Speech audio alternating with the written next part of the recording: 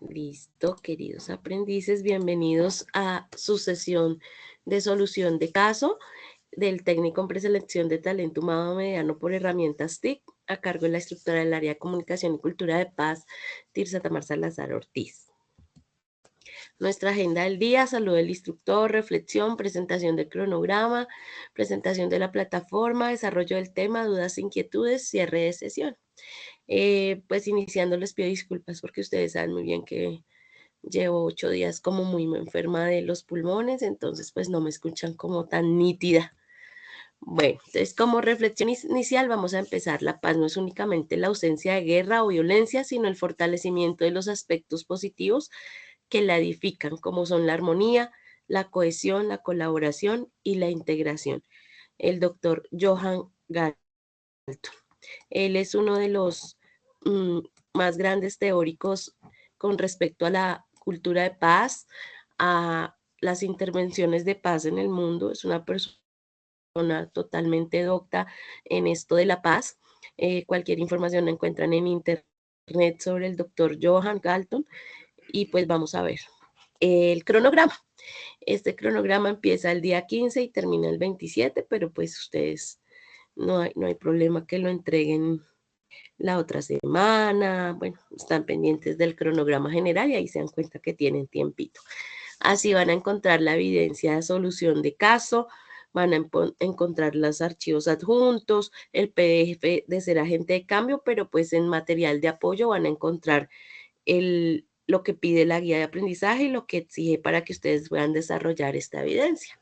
Esta evidencia es una evidencia muy práctica, muy chévere, porque nos ayuda a confrontarnos con la realidad que llevamos viviendo desde que se creó este hermoso y divino país. Empezamos con que callen los fusiles, que hay mujeres llorando. Entonces, pues siempre esta evidencia es una confrontación del conflicto armado colombiano. Tenemos que voltear como la mirada de lo que venimos estudiando por lo general, de todo lo que hemos visto con las otras evidencias. Esta evidencia, digamos que es un choque con la realidad de nuestro país, de lo que vivimos todavía, de lo que sufrimos todos, unos más, otros menos, pero estamos acá y pues es un dolor generalizado. Vamos a poner atención a este video. Por favor, alguien me dice si están escuchando el audio y si lo ven bien, ¿no? Conservador llegó al poder cuando Mariano Ospina ganó las elecciones. ¿Sí lo escuchan? Esta es la historia de... ¿Sí lo escuchan? Que alguien me informe, por favor. Sí, profe, se Señora. escucha bien. Listo, entonces pongan atención. Esta es la historia del conflicto en Colombia en 3 minutos. En 1946, el Partido Conservador llegó al poder cuando Mariano Ospina ganó las elecciones. Al querer evitar la violencia, le repartió puestos a sus opositores, pero al no lograrlo en todas las regiones, las disputas aumentaron. Poco a poco los abusos de poder y la compra de armas por parte de los liberales empezaron a anticipar un enfrentamiento. La violencia estalló en 1948 con el asesinato de Gaitán. Sus seguidores provocaron disturbios en todo el país. En Bogotá, desde emisoras vociferaban: "Vamos a hacer la revolución", pero no hubo revolución, solo violencia. Los pueblos se convirtieron en tumbas. Se formaron guerrillas liberales y ejércitos conservadores que por igual desplazaban a las familias de sus tierras. Los enfrentamientos habían acabado la vida de más de 300.000 personas cuando el general Rojas dio su golpe de estado en 1953. Rojas decretó una amnistía general y la mayoría entregó las armas. A medida que se convirtió en un líder carismático, empezó a distanciarse de los partidos tradicionales. Así que desde los periódicos la oposición liberal y conservadora se hizo férrea. La solución de Rojas fue cerrarlos. Su medida no frenó las críticas. Las protestas, el bajo precio del café, la oposición de los partidos y los industriales llevaron a la dictadura a su final. Pero, ¿cómo gobernar el país sin enfrentarse por el control de la burocracia? El Frente Nacional fue la respuesta.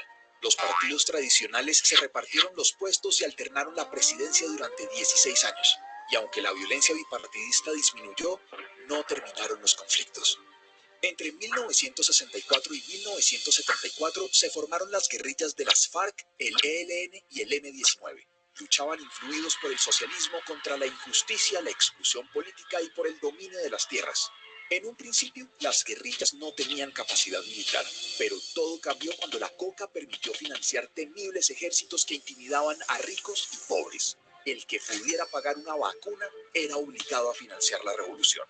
Cuando Betancur inició las negociaciones con las guerrillas en 1982 mientras hablaban de paz, las FARC ampliaban sus frentes con extorsiones y coca, y los paramilitares apoyados por mafiosos y militares asesinaban a políticos de izquierda. Entonces el gobierno inició una guerra contra la pólvora del conflicto, el narcotráfico. La respuesta del cartel de Medellín fue amedrentar a la población con bombas, asesinatos y secuestros. Y así, las décadas de los 80 y 90 estuvieron marcadas por el terror. La situación empezó a cambiar cuando el Estado ganó terreno gracias al Plan Colombia y una intención decidida de recuperar el terreno perdido. Los paramilitares se desmovilizaron y tras los duros golpes que recibieron las FARC, empezaron los diálogos de paz. Solo el tiempo dirá si los colombianos lograremos algún día perdonarnos. Un mensaje de Semana Educación, creado por Giraffe. Si quieres explicar una idea, ingresa a giraffeideas.com. Listo. Entonces, continuamos. Esto es como una historia, la historia del contexto a nivel político, porque venimos hablando de los derechos humanos, venimos hablando de defender nuestros derechos y de conocerlos también, y de conocernos a nosotros mismos. Entonces, pues todo tiene y gira en torno a un proceso político en realidad de lo que son los derechos. A veces hablamos de violencia o violencias y a veces no sabemos en realidad qué es. Si alguno quiere ayudarme a leer, le agradezco mucho, pues porque estoy como maluquita la garganta. Dice que Johan Galtung, o sea, el doctor que les estaba hablando al comienzo, es el pionero en el estudio de paz y conflicto y clasifica las violencias en 3 tipos. No sé si alguien me puede ayudar a leer, por favor. Osquitar, Ale.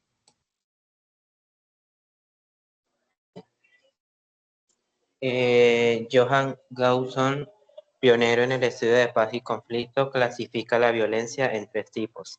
Como primero tenemos la violencia directa, que se refiere a las formas tradicionales y más evidentes de hacer daño. Los golpes, insultos, el acoso escolar y el crimen son algunos ejemplos.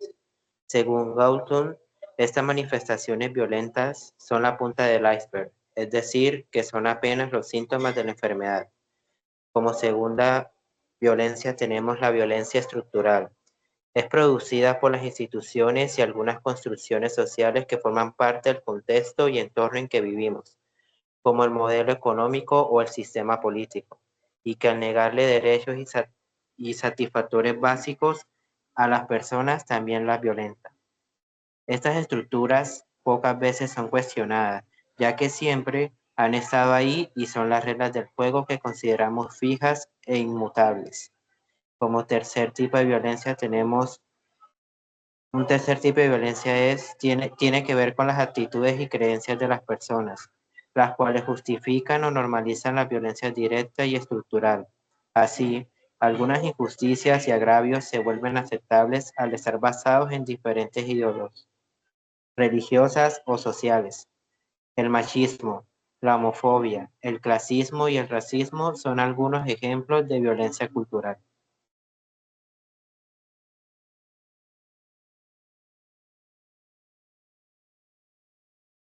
Ay, muchas gracias, Oscar, sí, señor. Entonces nos queda claro esa violencia, que son diferentes cuando hablamos de violencia directa, que es ya una violencia agresiva, una violencia que ya es que hiere, pero también hay una violencia estructural, ¿no? Que es ese modelo político, gubernamental, que forma parte pues de lo que vivimos a diario, ¿no? Esas son estructuras complejas a veces, pero que están ahí y que siempre están ahí. El gobierno siempre está ahí, ¿no? Entonces, esa es una violencia estructural. Por ejemplo, cuando no podemos acceder y no nos corresponde acceder a la tutela porque simplemente no la niegan y bueno, son tantas cosas.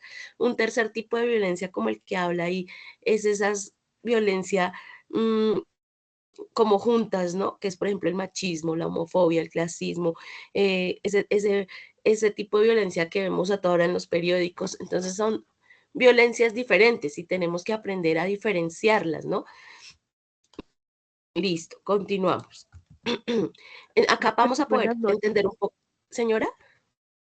Qué pena interrumpirla, profe. Yo estuve mirando en la plataforma y pues en las actividades de la fase esta que estamos haciendo no aparece la actividad que usted nos acaba de mostrar. Solución de caso está en el cronograma. Pero pues no aparece en la parte ¿qué? De las evidencias de la guía 3. Las únicas que tenemos del componente suyo es la presentación del proyecto y el Espérame, dame un diagrama. segundito. Sí, proyecto, es que esta es la que empieza hoy para mí, ¿sí me entiendes? Esta es la que empieza hoy. Yo ya se las activo porque pues no podía activársela ayer porque ayer tuve una reunión, entonces tocó cambiar la esta, pero ya la activo. Si alguien también me dice, pero ya está activada, si no estoy mal ya. Espéreme un segundito. El material de apoyo está activo y sí, solución de caso no está activa, pero ya se las activo. O sea, era si me daban tiempito para activarla. Si quieres, si estás ahí, por favor, me informas si la puedes ver. Me haces el favor. Espérenme un momentico, a ver. Dame un momento.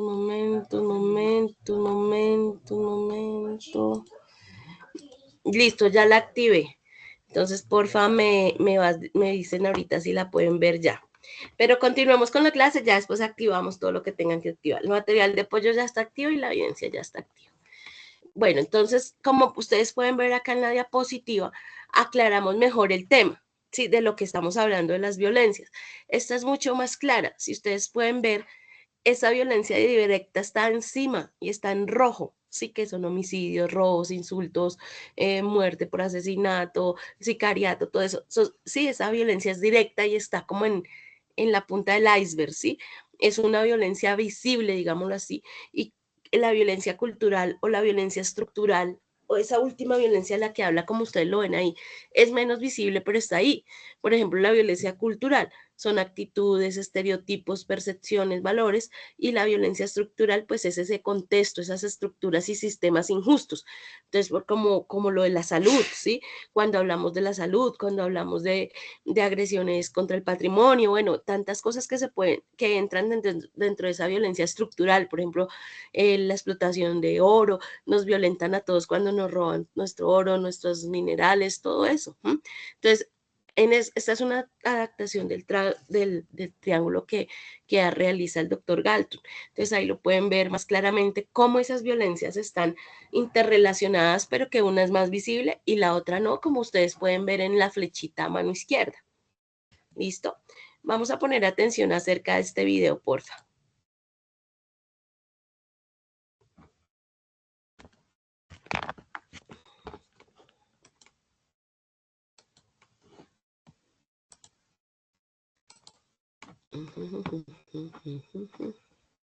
Listo. Los 5 ejes de la guerra en Colombia. Pero nosotros hemos identificado por lo menos 5 ejes temáticos a partir de los cuales uno puede decir, sin ellos no podemos entender el conflicto armado en Colombia. El primero es el problema agrario, ¿no? El tema alrededor del conflicto por la tierra, del acceso por la tierra, de la distribución de la tierra, ha estado históricamente atravesando todo el conflicto armado y las violencias en Colombia. Puede que cambien de nombre, puede que cambien de ideologías, pero todo el tiempo esa lucha está sin resolver. Por eso la importancia no solo en la política de restitución, sino en una reforma rural integral. Por eso es tan importante y tan actual.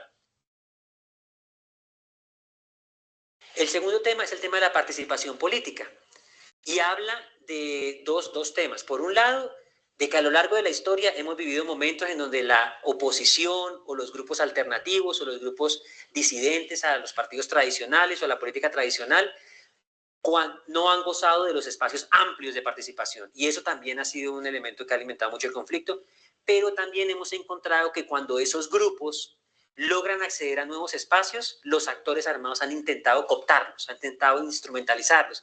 Y esa es una forma también de impedir el desarrollo democrático del país.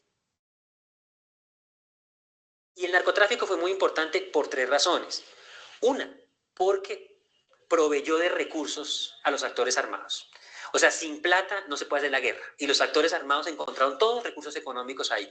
Guerrillas, paramilitares, ¿no? Todos los actores armados encontraron ahí recursos a través de el hecho de que Colombia haya sido durante muchos años y muchas décadas el primer país exportador de cocaína del mundo. Y segundo, cuando en los años 90 Colombia se convierte en el primer país productor de hoja de coca. El narcotráfico proveyó actores para la guerra. El narcotráfico permitió que se formaran ejércitos privados para luchar contra la guerrilla, incluso para luchar contra el propio Estado. Y en ese orden de ideas también fueron muy importantes para el tema de la expansión paramilitar, el origen y la expansión paramilitar. O sea, uno no podría entender la expansión paramilitar sin el narcotráfico, como proveedor de recursos, pero también como un actor. Porque los narcotraficantes se volvieron élites emergentes en la región, ellos fueron los que lideraron la contrarreforma agraria en este país, ¿no?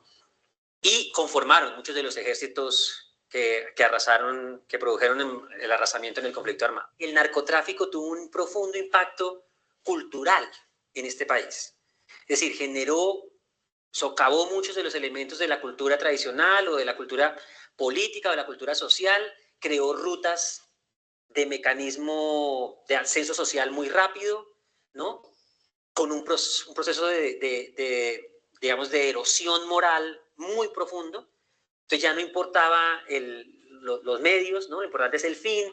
Hay una ruta fácil para ganar dinero. La violencia se volvió un mecanismo de movilidad social a partir del narcotráfico, que fue tremendamente importante. Y eso, digamos, nos desgajó mucho moralmente. Entonces, cuando la guerra ocurre en un lugar que empieza a tener semejante deterioro moral, la guerra se va quedando y la vivimos como parte de nuestra cotidianidad, ya está ahí, ¿no? Y hay que mantenerla y por eso parecemos una sociedad como no muy preocupada por darle una salida al conflicto armado. Esta guerra la hicimos nosotros, lo hicimos los colombianos, ¿no? Los combatientes fueron colombianos, pero esta guerra no se puede entender por fuera de un contexto global. Es decir, el contexto internacional nos proveyó de referentes ideológicos, nos proveyó de recursos económicos para hacer la guerra.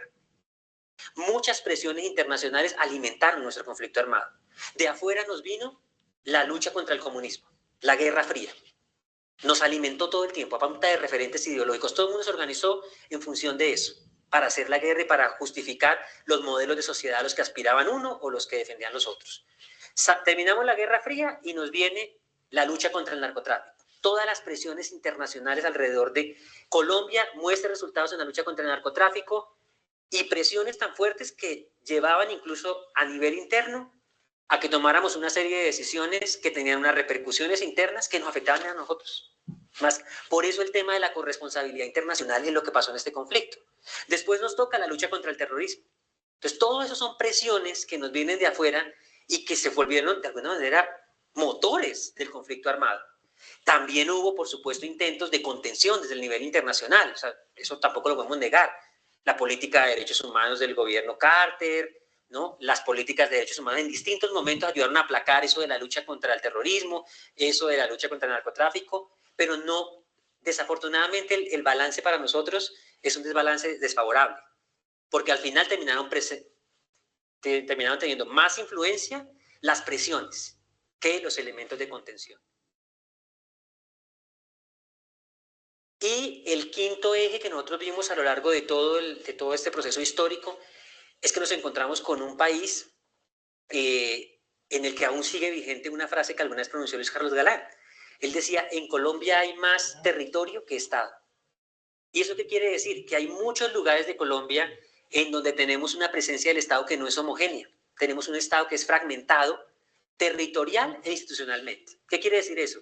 Que hay lugares de Colombia donde podemos tener un Estado muy moderno, unas garantías democráticas muy buenas, pero a medida que nos vamos alejando hacia los territorios más marginados, porque tenemos un Estado con problemas de integración territorial muy graves todavía, una integración muy desigual, muy precaria, entonces el Estado que vivimos acá no es igual al Estado que se ve en las periferias.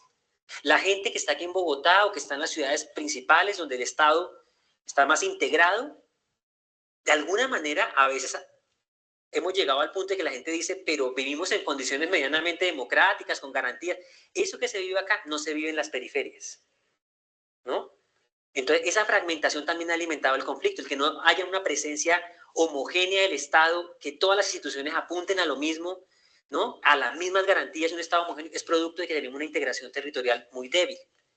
Eso ha hecho también, el problema de la integración territorial, que muchos de nosotros, los que vivimos en las grandes ciudades, seamos indiferentes ante los efectos del conflicto armado, que se vivieron en las regiones y se vivieron en las periferias. O sea, decimos como, esa guerra no era de nosotros, o sea, eso es de allá. Esa visión, digamos, o esa concepción cultural está basada en el problema de integración que tenemos, ¿no? Que no nos reconocemos todavía como miembros de una misma nación, que pertenecemos al mismo Estado, que todos tenemos las mismas garantías. Entonces, tenemos un problema de un Estado fragmentado, que hay que recuperarlo, hay que recomponerlo, o sea, que el Estado sea igual aquí en Bogotá y en todas las partes, y en todo el país, y llevarlo a todo el país en las mismas condiciones. Y segundo, que las instituciones del Estado respondan a políticas de Estado y no de gobierno, porque también teníamos que el Estado era diferente en los distintos territorios, pero también aquí en el nivel central habían conflictos dentro de instituciones del Estado. Entonces, las fuerzas militares colisionaban con la presidencia de la República por las políticas de paz, y eso se reflejaba en las regiones, ¿no? Porque la postura de las fuerzas militares en colisión con las políticas de paz de un presidente o del gobierno nacional, imagínense cómo se podían vivir en una región donde la presencia era fundamentalmente de fuerza pública. Todo eso tenía impacto, o sea, no solo es el Estado no está igual en el territorio, sino que él mismo tiene muchas tensiones internas y hay que empezar a recomponerlas con políticas de Estado, o sea, que todos jalen para el mismo lado, porque si no jalan para el mismo lado, eso también se volvió un factor de expansión del conflicto armado, ¿no? Precisamente por ese tema de la integración territorial, es un país de regiones. Nosotros ofrecemos un relato general para abrir la discusión, no es una memoria oficial, no es una historia oficial. Ofrecemos un marco para pensarnos como nación, pero lo que viene, el gran emprendimiento que viene, es que le demos voces a todo el trabajo de los relatos regionales, porque el conflicto no se vivió igual en las distintas regiones. Y esa es la tarea que viene, y el informe general reconoce ese límite, pero nunca fue su pretensión suplantarlo. Abrimos el debate nacional con una propuesta, con una narrativa general, pero para alimentar y estimular los procesos regionales, y que demos ese paso. Conozcamos ahora las historias regionales. Es hora de conocer la magnitud del dolor y el horror de la guerra colombiana. El próximo 24 de julio, el país conocerá el gran informe general de Memoria y Conflicto. Basta ya, Colombia, Memorias de Guerra y Dignidad. Centro Nacional de Memoria Histórica. Bueno, entonces pues estos son como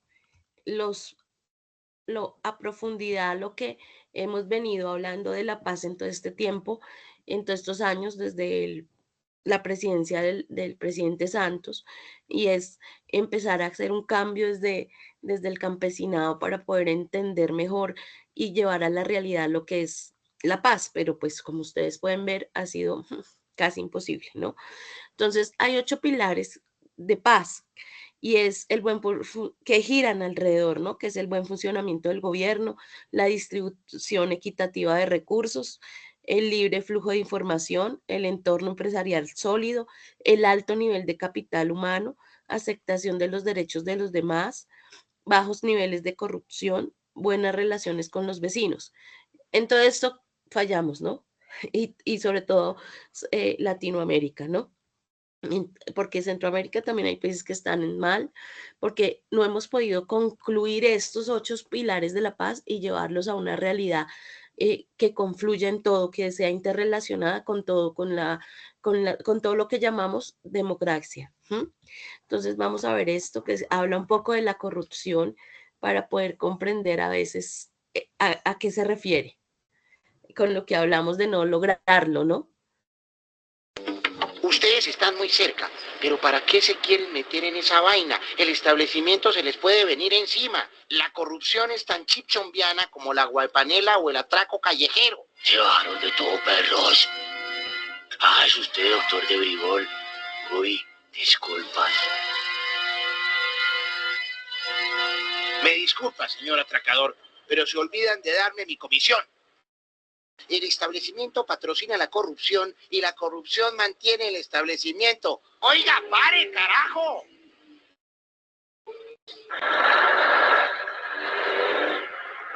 Empecemos por una de las tantas aristas representativas de la corrupción, un senador. Para ser elegido senador, usted necesita su clientela. Unos 25.000 guaches aproximadamente. A esta gente hay que darle sancocho y su botella de aguardiente Maguila. Ahora, ¿cómo consigue usted todo eso? Con plata. ¿Y de dónde saca la plata? Pues del Estado. Porque usted ya ha venido siendo funcionario público. Bueno, pero si es un nuevo aspirante todavía no puede sacar la plata del Estado. Pues ya eso es un poco más difícil. ¿Vio el elefante que nos acaba de pasar? Yo no vi nada. Oiga, pare. ¿O es que nos va a llevar a la casa de su madre? Bueno, ya usted está elegido congresista. Vienen las elecciones presidenciales. Los piscos necesitan clientela. ¿Y quién se las va a dar? Pues nosotros. Si usted tiene buen ojo, su candidato queda presidente. Si no, pues cambia de bando, pero rápidamente, no como el senador Emilio Labola. Bueno, el presidente le nombra a un amigo como ministro o director de un instituto descentralizado. Y ahí viene lo bueno, los contratos. Porque el Estado tiene que comprar todo, papel, carros, el tinto, carreteras, puentes. ¿Y quiénes le van a suministrar esto al Estado? Pues sus amigos, nosotros. Porque como dijera D'Artagnan, uno tiene que gobernar con los amigos. Y en el contrato viene el torcido. Bueno, pero nadie investiga esos torcidos. ¿Qué pasa con los organismos de control? Ah, la Contraloría. Recuerden ustedes que el Congreso elige al Contralor. Así que el tipo es nuestro. Ahora, siempre elegimos al que tenga más rabo de paja para que en el caso de que se nos voltee en el camino no pueda investigarnos. Bueno, pero ¿y el pueblo no protesta? ¿Pero qué van a protestar si están henchidos de aguardiente y sancocho, ala? Porque al pueblo lo tiene usted contento a punta de pan y circo. Pero ustedes son unos genios. ¿De dónde sacan esa imaginación inagotable para ejercer la corrupción?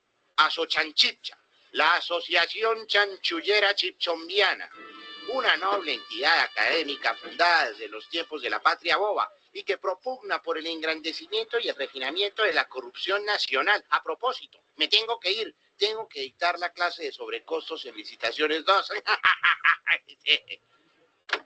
Y dejen la vaina quieta, ¿no? No se metan en camisa de 11 varas, si no quieren terminar en camisa de 11 balas.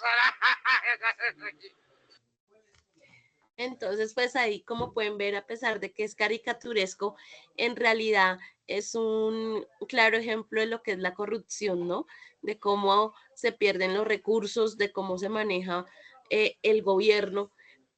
Y pues vamos a ver un poco de lo que habla la guía de aprendizaje acerca de los procesos de paz, de lo que ustedes tienen que realizar. Entonces vamos a poner atención a este pequeño video, es como el contexto para también realizar de manera gráfica adecuada lo que pide la guía de aprendizaje.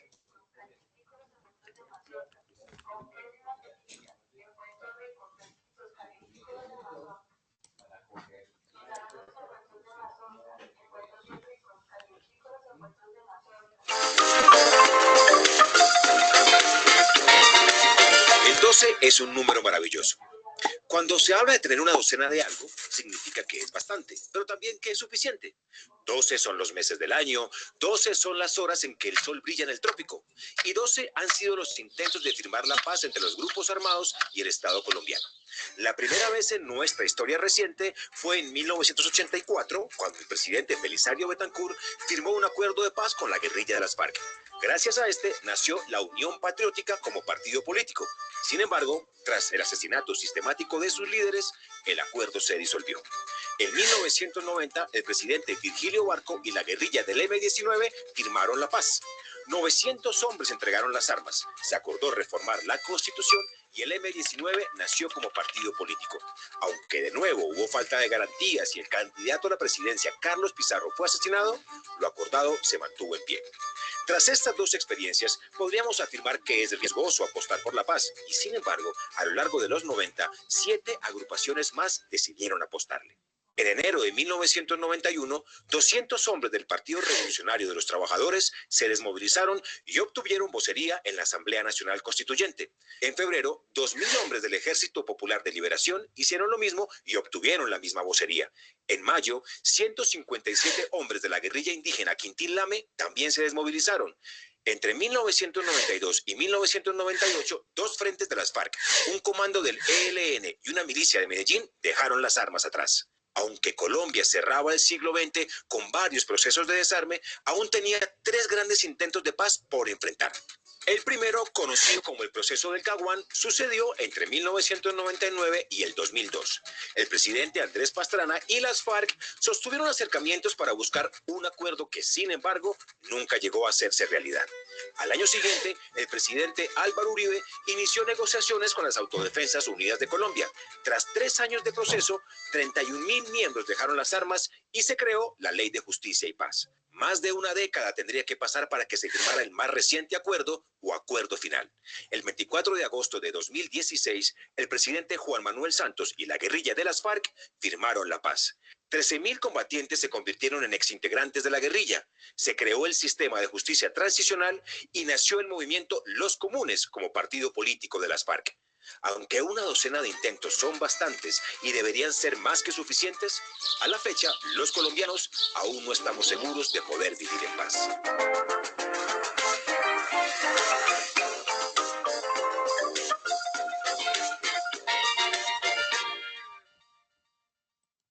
Bueno, entonces ahí podemos ver cómo esos procesos de paz que se han venido llevando.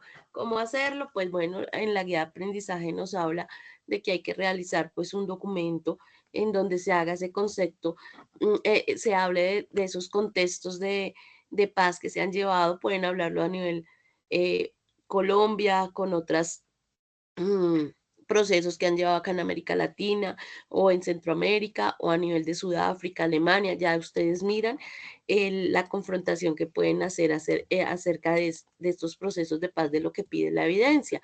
Por ejemplo, la evidencia pues dice que hay que hacer un cuadro comparativo entre los acuerdos que se lleva a cabo en Colombia y los desarrollados por la nación, ya que ustedes escojan quiénes intervinieron, cuál fue su manera de actuar y de gestionar el conflicto, cuáles eran sus intenciones e intereses, cuáles eran los condicionamientos o circunstancias políticas, económicas, sociales y culturales de la situación, cómo se resolvió esos conflictos, cómo construimos la paz, cuál es nuestra responsabilidad frente a esto, nos corresponde a nosotros hacerlo, quiénes son los agentes involucrados para hacerlo, cuál es su compromiso frente a la realidad de Colombia. Entonces también es como una confrontación de eso, ¿no?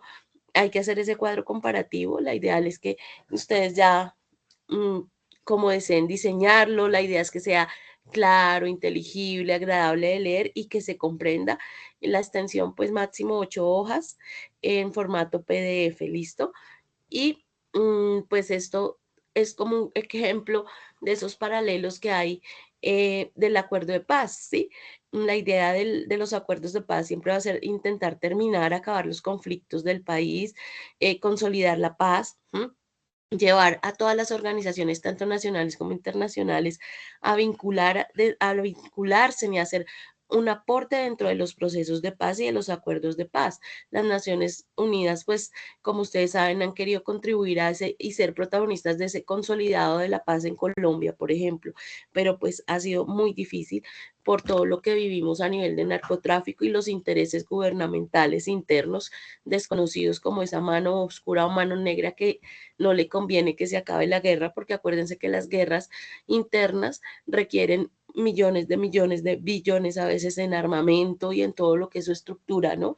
La tarea pues de la organización internacional es estar ligada pues a esas decisiones del Estado colombiano para llevar y ser como instrumentos de ayuda para consolidar la paz. Como ustedes pueden ver, pues aquí ven procesos de paz en Colombia desde 1953 hasta el 2012, cuando se firmó. Entonces, esto es como un claro ejemplo de nuestros procesos. En el material de apoyo, ustedes en Sayuna van a encontrar este material que se llama Ser Agente de Cambio. Pueden escanear el QR y van a poder profundizar un poco mejor acerca de los procesos de paz, de lo que hoy vimos como complemento, y va a ser mucho más fácil el desarrollo. Tener cuidado con las normas APA, deben cumplir con el documento, pues con las indicaciones de presentación independientemente que hagan un cuadro, pues la idea siempre acuérdense de la portada, del número de la página desde la segunda hoja, la tabla de contenido, la introducción, el desarrollo temático, según el requerimiento pues de la guía de aprendizaje, la ampliación temática, las conclusiones y las referencias bibliográficas. Vamos a ver por último y ya para terminar esta sesión de solución de caso del día de hoy, para que ustedes pongan mucha atención de esta realidad tan difícil, tan dura que no acaba. Lamentablemente seguimos viendo familias de militares, de policías, madres de guerrilleros, de paramilitares, de no sé, de todas los entes que están dentro del conflicto, porque todos son hijos de, y sufrir esas violencias directas es muy difícil, ¿no? E indirectas también. Entonces vamos a ver esto para dar fin a nuestra sesión.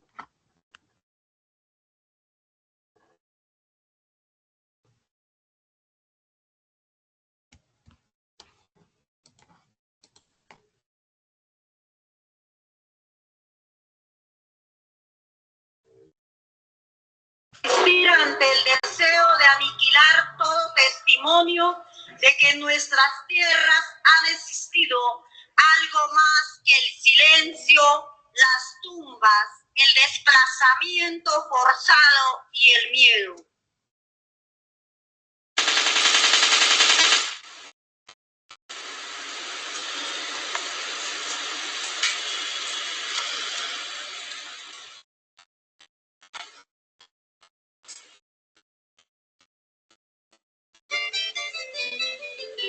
En la madrugada llegaron unos hombres y nos dijeron que teníamos 12 horas para desalojar.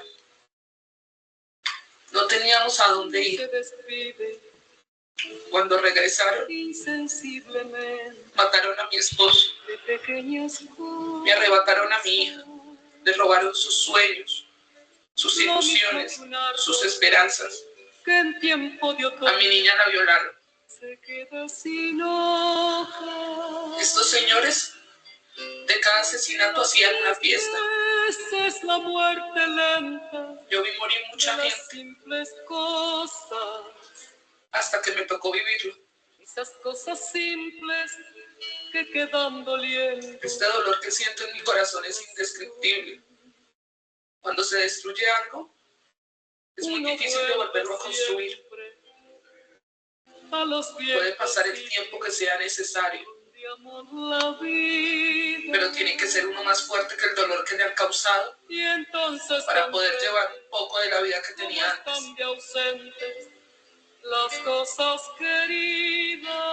Por el derecho a vivir en paz y en libertad. No más odio, no más guerra, no más injusticia social. Estas son las palabras de una madre, una hija, una esposa que ha vivido la guerra en carne propia. Las devora el tiempo. Demórate aquí, en la luz mayor de este mediodía, donde encontrarás con el pan. Yo tenía 12 años cuando llegaron unos hombres a mi casa. Golpearon a mi madre y a mí me llevaron. Yo sabía que a mi padre ya se lo habían llevado, pero no entiendo por qué me llevaron. No recuerdo bien. Solo recuerdo que había muchos hombres y uno de ellos decía: así es que me gustan virgencitas. Yo quedé inconsciente. Cuando desperté, estaba con mi ropa rasgada en medio de la carretera. Unos campesinos que iban pasando me encontraron y me ayudaron. Tuve suerte de que no me mataron, pero sí destruyeron mi vida. Robaron mi inocencia. Me violaron. Los niños no tienen por qué pagar la guerra absurda que se vive en este país. Por el derecho a la niñez en paz y en libertad.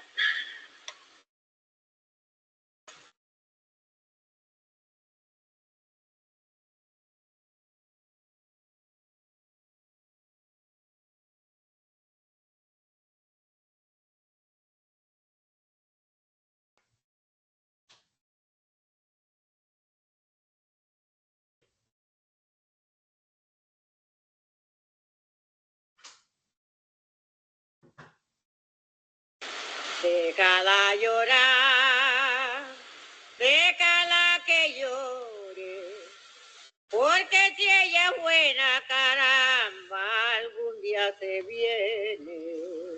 Déjala llorar, déjala que llore, porque si ella es buena, caramba, algún día se viene.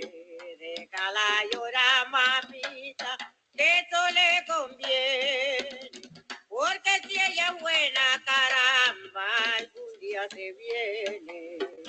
Déjala llorar, déjala que llore, porque si ella es buena, caramba, algún día se viene. Déjala llorar, moreno, que eso le conviene, porque si ella es buena, caramba, algún día se viene. Déjala llorar, déjala que llore. Bueno, chicos, ¿cómo les pareció? ¿Tienen alguna duda, inquietud hasta el momento? Sí, no, les quedó clara la sesión del día de hoy. Un poco, no sé qué piensan acerca del tema, porque pues sí es chévere saber ustedes qué opinan. Creo que es un poco contextual, difícil a veces de comprender. Sé que el video final es extremadamente triste porque los que amamos este país y lo conocemos a profundidad es muy doloroso, ¿sí? Ver lo que pasa, porque es tan doloroso la muerte de un guerrillero como la muerte de un militar. Están luchando a veces por cosas que cuando deberíamos estar felices, en paz, en educación, estar en otro nivel Colombia, ¿no? Entonces, pues no sé, me gustaría saber qué piensan, les gustó. Estoy abierta a escucharlos. Cuéntenme, ¿les queda claro? Damos por terminada la sesión. Espero que hagan una excelente exposición de lo que nos pide la guía, de esa confrontación de los procesos de paz en el mundo. Entonces, pues espero que lo hagan súper lindo. Les quedó muy, muy claro, ¿cierto? Buenas noches, Valentina. Pues bueno, sí, bien, Oscar, bien. Listo, chicos, pues Valentina, no tengo audio. Tranquila, Valentina, no te preocupes. Me alegra mucho que hayan estado, que al menos hayan podido estar conmigo en la sesión. Es una sesión impactante, es una sesión a veces complicada de entender. ¿Qué no te quedó claro, Valentina? El desarrollo de la guía, o que no te queda claro. Estábamos viendo los procesos de paz. Hay que dar una solución a un caso de el proceso de paz de algún otro país con Colombia y hacer como un equivalente de esos procesos de paz. Sí, tienes que leer muy bien la guía de aprendizaje, tienes que leer muy bien el material de apoyo y de acuerdo a eso se desarrolló ese cuadro comparativo de los procesos de paz. Ya depende de ti cómo lo vas a plantear, pero sí tienen que hacer un cuadro comparativo. Tienes que leer muy bien la guía de aprendizaje. Lo que yo hoy les di fue un contexto a profundidad de lo que es el conflicto armado colombiano, de los ejes que mueven el conflicto armado colombiano, y tocamos a un gran autor dentro de la paz a nivel mundial, que es el doctor Johan Galtung, y eso fue lo que vimos hoy. Tienes que, si deseas, puedes volver a ver la grabación y les aconsejo profundamente leer Ser Agente de Cambio, que es el material de apoyo, y eso puede ser una base fundamental para que ustedes puedan desarrollar el desarrollo de la guía, ¿sí? de la evidencia. Entonces, es como mi consejo, vayan al material de apoyo y de acuerdo al material de apoyo Ser Agente de Cambio, como lo dice la guía de aprendizaje, se van a contextualizar un poco más lento de lo que son los procesos de paz, ya los tocan más a profundidad y lo pueden tener ahí y de acuerdo al desarrollo. Hoy les di pues un contexto generalizado desde 1956 casi, el proceso de cómo hemos llevado esos procesos de paz tan difícil acá en Colombia, con todos los videos que vimos hoy. Entonces, es cuestión de que se sienten y puedan analizar a profundidad el material de apoyo, lo que se les está compartiendo, y puedan hacer un análisis profundo de los procesos de paz y de lo que le está pidiendo la guía. La guía pide que hagan un cuadro comparativo. Ustedes ya escogen el país del cual quieren hacer el cuadro comparativo. Sudáfrica, Centroamérica, América Latina, sí, cualquier país. Acuérdense de Nicaragua, lo que ha vivido. Entonces, Sudáfrica. Entonces pueden escoger un país y hacer como esa equivalencia. ¿Listo, chicos? ¿Les queda claro? Sí, Tienen que señora. leer la guía de aprendizaje, eso sí, tienen que leer el material de apoyo, porque el conflicto armado es un tema que a veces no queda claro. Y para que quede claro, ustedes tienen que hacer ya de manera autónoma la lectura y releer si no les queda claro, y buscar también en internet. Recuerden que ustedes pueden copiar de internet, pero tienen que citar siempre de dónde están cogiendo la información para que no se caiga en plagio. Entonces, pilas con eso. ¿Listo? Valentina, más o menos. Tienes que guiarte de la plataforma, del material de apoyo, de esta sesión, puedes volverla, yo ya la voy a subir, entonces puedes volverla a ver. Es como de manera general lo que hoy se tocó. Ya es cuestión tuya leer, releer y recontraleer la guía de lo que está pidiendo. La guía está pidiendo un cuadro comparativo del conflicto armado colombiano con respecto a otro conflicto armado en el mundo. Tú ya escoges y tienes que investigar. Por eso te digo, entras y buscas el material de apoyo, ser agente de cambio, y ahí van a encontrar ese apoyo al desarrollo de esta evidencia. ¿Listo? ¿Alguna otra duda, inquietud? ¿No?